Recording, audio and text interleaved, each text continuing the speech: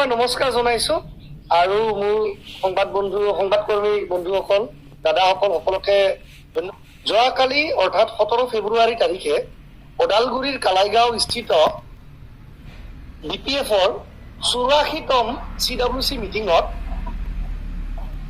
এক panel list প্ৰস্তুত কৰা হৈছিলে আৰু কোকৰাঝাৰ লোকসভা সমষ্টিৰ পৰা 3জনীয়া প্ৰাৰ্থীৰ পেনেল BPF দলে কালি প্ৰকাশ কৰিছে। BPF দলে সৰ্বপ্ৰথমে কোকৰাঝাৰৰ 3জনীয়া পেনেলত প্ৰমীলা ৰাণী ব্ৰহ্ম ডাঙৰীয়নী, খাম্পা বৰগোহাঁই ডাঙৰীয়া আৰু মোৰ অৰ্থাৎ পৃথ্বীৰাজ নাৰায়ণ দেৱ মেছৰ নাম তাতে সন্নিৱিষ্ট কৰিছে।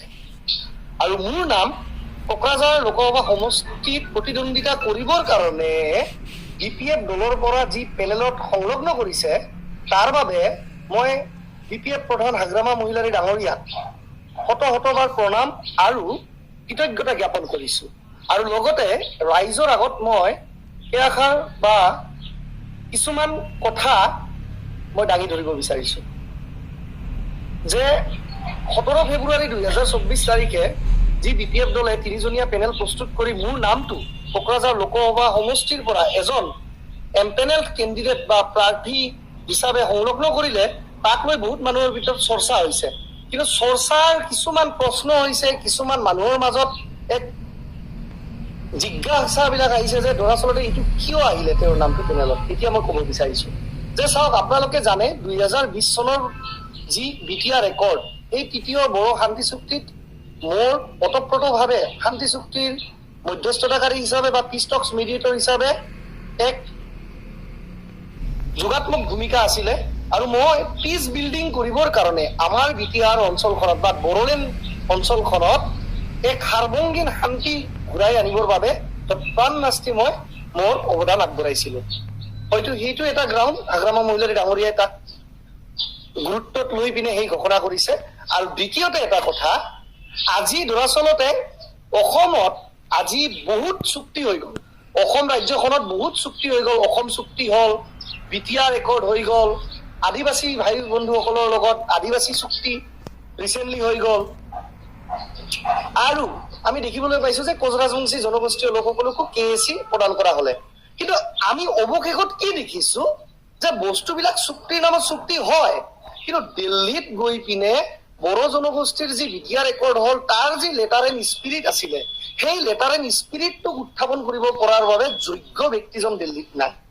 আজি আদিবাসী ভাইসকলৰ, আদিবাসী জনগোষ্ঠীয় লোকসকলৰ যি সশস্ত্ৰ সংগঠনসকলৰ লগত যি এক শান্তি চুক্তি স্বাক্ষৰিত হ'ল, সেই শান্তি চুক্তি অনুযায়ী 1000 কোটি টকাৰ প্ৰস্তাৱ আৰু 1000 কোটি টকাৰ গ্ৰেণ্টৰ দফা উল্লেখ কৰা হৈছিলে।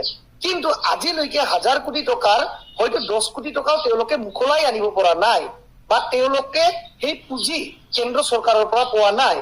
আজি তদ্ৰুপ ৰাজবংশী জনগোষ্ঠীয় লোকসকলৰ বা কোচ ৰাজবংশী ভাইসকলে KAC অসম চৰকাৰৰ পৰা লাভ কৰিলে, কিন্তু KACৰ যি উন্নয়ন হ'ব লাগিছিলে বা KACৰ নামত যিখিনি ধাৰাত প্ৰগতি হ'ব লাগিছিলে, কোচ ৰাজবংশী জনগোষ্ঠীটোৰ যি এক প্ৰগ্ৰেছ হ'ব লাগিছিলে, প্ৰস্পাৰিটি হ'ব লাগিছিলে, সেইখিনি কিন্তু আমি আজি দেখিবলৈ সক্ষম হোৱা নাই।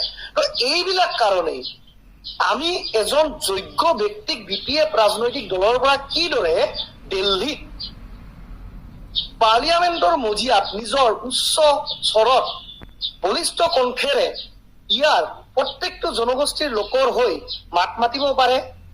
আদিবাসী লোকসকলৰ কাৰণে, বড়ো কছাৰী ভাইসকলৰ কাৰণে, কোচ ৰাজবংশী ভাইসকলৰ কাৰণে, আমাৰ সংখ্যালঘু মুছলমান ভাইসকলৰ লোক আছে। কিন্তু মই এইখিনি ক'ব পাৰো যে মই যিটো বস্তু কৰিম উইথ ডেডিকেশ্যন, উইথ ডিটাৰমিনেশ্যন কৰিম। আৰু যিষাৰ কথাৰে মই ৰাইজক প্ৰতিশ্ৰুতি দি আগুৱাই যাম নিৰ্বাচনী যি বৈতৰণি হওক বা নিৰ্বাচনী যাত্ৰাত, সেই কথাৰ সম্পূৰ্ণভাৱে আক্ষৰে আক্ষৰে সদনত গৈ বলিষ্ঠ কণ্ঠৰে মই সেই মাত সদনত তুলিম।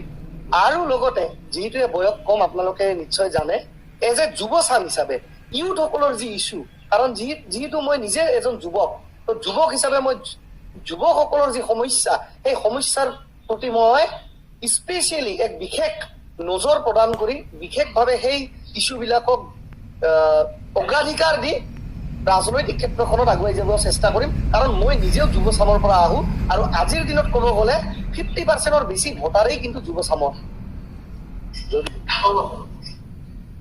চাওক, ৰাখে হৰি মাৰে কোনে, মাৰে হৰি ৰাখে কোনে। না ভৱিষ্যতটো আপুনি দেখিছে, না ভৱিষ্যতটো মই দেখিছো। কিন্তু এটা কথা ক'ব পাৰো যে if you dream so high and if you work so hard, then even your failure would be much higher than the success of others. অৰ্থাৎ আপুনি যদি বহুত উচ্চ সপোন পুহি ৰাখে আৰু সেই সপোনৰ ক্ষেত্ৰত যদি আপুনি কৰ্মৰে আগুৱাই যায়, তেতিয়াহ'লে আপুনি যদি এই সপোন পূৰণো নহয়, তৎসত্বেও আপোনাৰ বিফলতা ইমান উচ্চ হ'ব যে আনৰ সফলতাতকে আপোনাৰ বিফলতা হয়তো বহুত ওপৰত থাকিব। এইখিনিয়ে মই ক'ব বিচাৰিছো।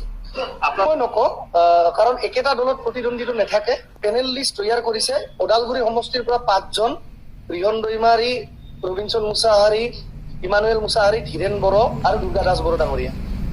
কোকৰাঝাৰৰ পৰা প্ৰমীলা ৰাণী ব্ৰহ্ম ডাঙৰীয়নী, হাম্পা বৰগিয়াৰী ডাঙৰীয়া আৰু সকলোকে ছাৰপ্ৰাইজ ভাৱে বা আশ্চৰ্যজনক ভাৱে ঘোষণাটো পোৱাৰ দৰে মোৰ নামটো 3 নম্বৰত সন্নিৱিষ্ট কৰা হৈছে।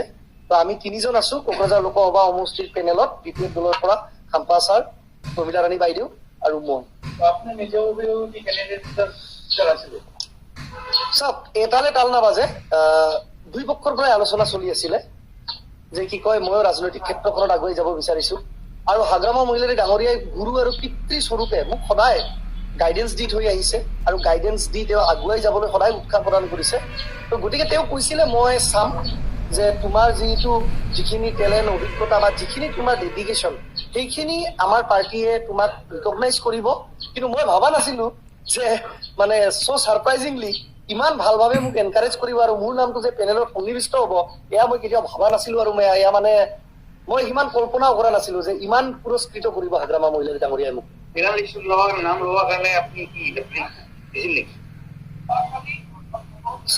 পেনেল লিষ্টত মই বিপিএফ দলৰ লগত জড়িত থাকিব বিচাৰো বুলি মই আগতীয়াভাৱেও তেওঁৰ লগত মই কাম কৰিছো আৰু এই পেনেল লিষ্ট ঘোষণা হোৱাৰ আগতেও তেওঁক মই বিভিন্নবাৰ আলোচনা কৰিছো, লগ হৈছো। সেই ধৰণে মই কোনো তাৰমানে কোৱা নাই যে মোক ডাইৰেক্টলি কেণ্ডিডেট কৰিবই লাগে। কিন্তু মই কৈছিলো, বাৰম্বাৰভাৱে কৈছিলো যে মই বিপিএফৰ লগত ওতপ্ৰোতভাৱে জড়িত হৈ বিপিএফৰ কাৰণে, এই অঞ্চলখনক নেতৃত্ব দিবৰ কাৰণে বিপিএফৰ দৰে এক ইণ্টিগ্ৰেল থিংকিং থকা বা ইণ্টিগ্ৰিটি থকা ৰাজনৈতিক দল লাগিব, যি নেকি সকলো জনগোষ্ঠীক একেখন নাৱত লৈ চলিব পাৰে। তো সেই হিচাপে মই আশা প্ৰকাশ কৰিছিলো আৰু সেই আশা সেই চাইডৰ পৰা, হাগ্ৰামা মহিলাৰী চাইডৰ পৰা তাৰমানে একচেপ্ট কৰিছে বা সেই চাইডৰ পৰা আঁকোৱালি লৈছে। এইখিনিয়ে মই ক'ব পাৰো।